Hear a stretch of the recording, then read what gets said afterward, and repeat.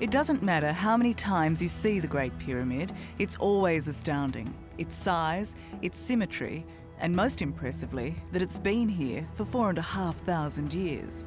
So take a moment and take it in. The tomb of the pharaoh Cheops, or Khufu, as he's known here.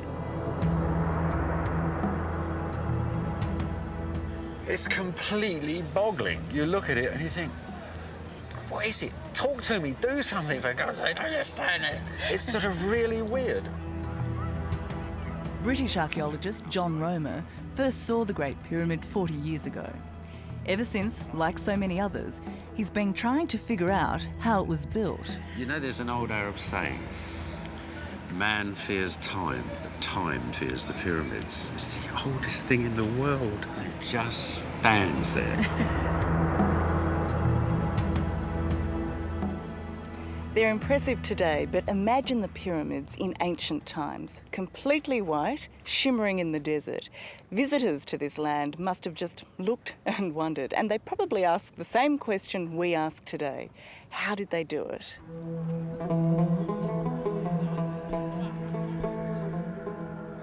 In this land of pyramids, the Great Pyramid is pure perfection.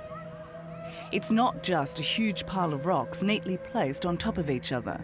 Okay, so everyone talks about the great precision of this pyramid, but looking at it, it looks a bit rough, actually. Yeah, it doesn't look too bloody precise, does it?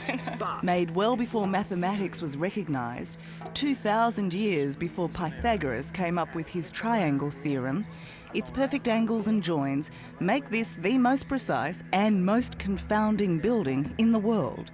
You just need to know where to look. So you get this angle, where this meets this, and you get the angle of the pyramid. Yes, Is exactly. that right? That's right. Now, this angle has to be so precise because if you're a wee fraction of a degree out where it takes off from the bottom, you're going to be yards out up in the air up there. What is mind-boggling about the Great Pyramid is that it's a really complex building designed with some very simple tools, the naked eye and a piece of string. For much of it, they used a plumb bob, a string with a weight on the end, and they lined it up to the stars to create one of the most accurate buildings of all time. 45 centuries later, it is still more precise than many modern skyscrapers. Obviously, the precision was no accident, but how the ancient builders got it so right without modern equipment, no one's worked out until now.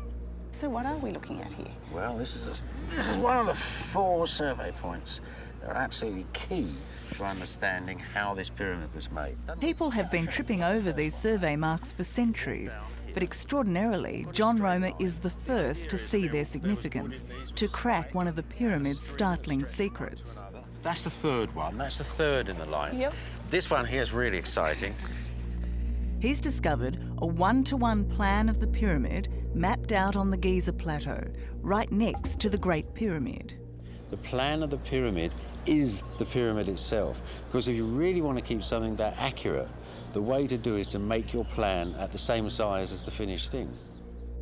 By measuring out the life-size plan with string, the Egyptians were able to get their ancient calculations, cubits, perfect. Now, this is the clincher, and whatever anybody says about what I'm telling you here, and they say, oh, that's all rubbish, they never did this, but what nobody's ever going to be getting away from is if you measure 40 cubits from that point out there, you get exactly the angle of the pyramid. Not vaguely, not nearly, but 51 degrees, 50 minutes. So what does that tell you? What are we standing on here? We are standing on a sort of design lab. This is where they controlled the architecture of the pyramid. But John's discovery doesn't stop there. He believes he's found yet another plan, one for the inside of the pyramid, similar to the exterior but slightly offset.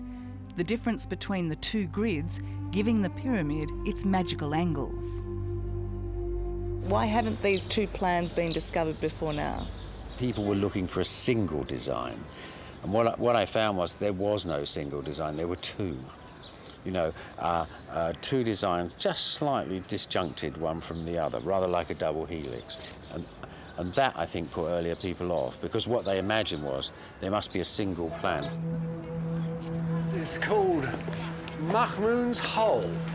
You go in, And the stonework is just as well laid in here as it is outside. It's here, inside the Great Pyramid, where the accuracy counts, in its steep, confined corridors. This is the world's most accurate rock-cut tunnel. These tunnels are so narrow because they weren't built for access, but as control lines for the builders. This is where the roots of the pyramid, this is where it all began. We're now entering the biggest space in the pyramid, the Grand Gallery. Look at that, huh? The Grand Gallery. And it is grand, isn't it? And the majesty of its polished walls and vaulted ceiling takes your breath away. When we get to this, which is the masterpiece of the whole bloody pyramid, this is... At the top of the Grand Gallery is the Great Step, a big piece of stone smack bang in the middle of the pyramid. And to the ancient Egyptians, partway through their construction, proof the pyramid was on track. It's the refoundation of the pyramid. You know, this is the centre line. We're setting it up again. So the head of the pyramid, the point of the pyramid was exactly there. That line up, exactly where my point of my finger, 300 feet up there. Creepy, really creepy. So this proved to the ancient Egyptians that they'd got it right to this point. Well, it didn't. They sort of thought they had, because they're nowhere checking. No, that's right. So, but they get to this point. And they're dead on. We can't find anything wrong with them at all. Duck down. One more short, cramped journey, and we're in the heart of the pyramid, in King Khufu's burial chamber. So here we are. It's the burial chamber of the king. The climax of the pyramid. That's where he was buried, over there. Of course, they never found him, did they? No. And his name's not on the books. There's nothing. It's completely plain.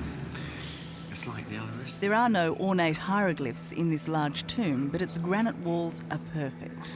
And these drawings are fantastic, aren't they? Yeah.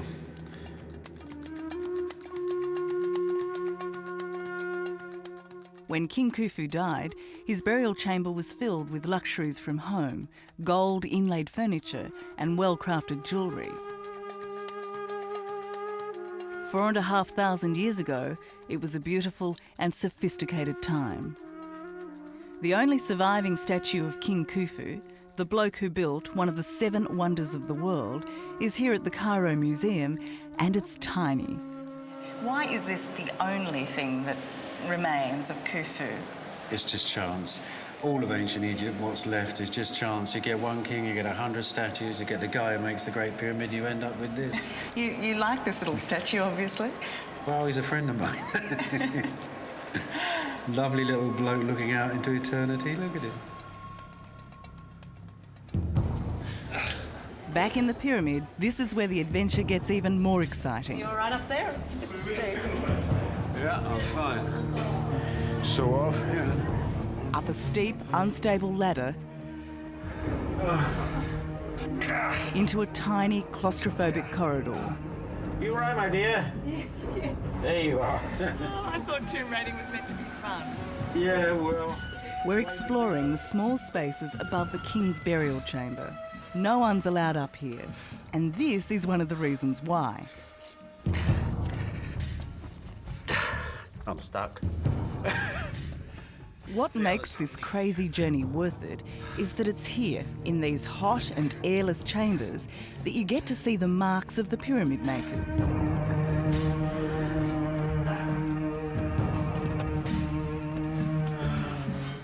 There is a little prayer.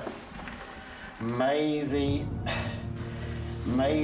sails of the boats, there's a boat sail, filled with wind. And that's the beginning of the king's name, and he disappears under the block. Meaning? Meaning, you know, like we have to build this pyramid in a hurry and we need wind on the river to move these blocks over. So this actually relates to a work gang. Oh, you are looking at the pyramid being built here. This is the pyramid in action. That's why it's worth the struggle, almost, yeah.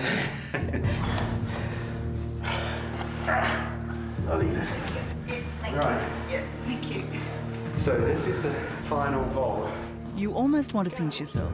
Amongst the 19th and 20th century graffiti of early Egyptologists is the proof the pyramid was built by the king. And there is the name of Khufu in the ring.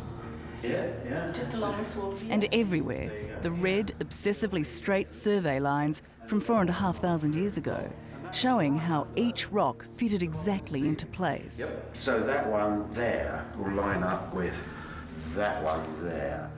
These spaces were added so the roof of the burial chamber didn't collapse under the weight of the top half of the pyramid. Those are the fingerprints of the guys that made the Great Pyramid. So just reach out, touch the people who made the Great Pyramid. Almost feels like sacrilege. Look at that, look at that, look at that. You're in touch with them. Isn't that amazing? Yeah, it's amazing. Every stone means something to me now. And it's very moving, actually. Very moving indeed. Our next step back in time is down to the nearby limestone quarry, where the ancient workers also left their mark. Master craftsmen at work on a masterpiece. So how did they physically get the rock from here to the pyramid? They built this enormous ramp. The great thing is that you can get half a dozen men and a lot of water, stick a stone on mud, and you can slide it like ice. So they were rock haulers from way back. Rock haulers and loving it, apparently, from what I can gather. So what about this idea that these were slaves who had to work these quarries, that they weren't willing workers at all? No, this is a work of passion, I think. This is passion you're looking at here. The sheer integrity of this work, the purity, nobody gets... If you're working to hundredths of an inch, it doesn't help with somebody whacking you on the back. At the height of construction, there were 25,000 men building the pyramid, and John's also discovered they made it far more quickly than first thought. On average, these stones each weigh 2.5 tonnes. There's just over 2 million of them, each chiselled to fit the other, a bit like a jigsaw puzzle if you like. It's precise, intricate work, but there was also a building frenzy going on here. The ancient Egyptians were laying these enormous stones, 2 of them, every 3 minutes. Now, they slowed down a little bit as they got towards the top, but overall, they kept up that frantic pace for 14 years. 14 years. Yeah, not a lot, is it? No, not for something so big. It's absolute overkill. They never did it again. It's just this one unique building. What was magical to them when they finished it, as it would be to you and I if we'd finished it, it's like, we just made that? That's incredible.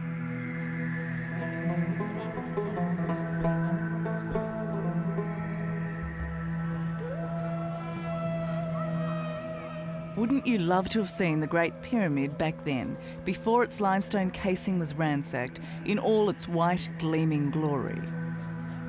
So, tell me what they would see coming up here. Well, you've got to remember they're going into darkness down there, and they're walking up this really tiny little corridor up a quite steep hill for 1.5 miles. Go back 4,500 years, worshippers walking up a black rock corridor to pay their respects to the dead king. Now, the magic thing is, and this is showbiz architecture you've got here. Today, we're still impressed by the Great Pyramid's imposing size. 146 metres high, 230 metres wide each side. In ancient times, it dwarfed all other buildings, and as those visitors entered the temple at its base, it was as if they were entering another world. Come here, you'd have come to the stone, you'd have thrown the doors open, and it would have physically hit you in the eyes. Whammo! There is this pure white pyramid, this perfect white geometric shape, like nothing anybody had seen in the world before, like a Cadillac parked in the jungle. This is extraordinary. You must have thought they died and gone to heaven, which, actually, is exactly what they were doing. How beautiful. What a beautiful picture you paint.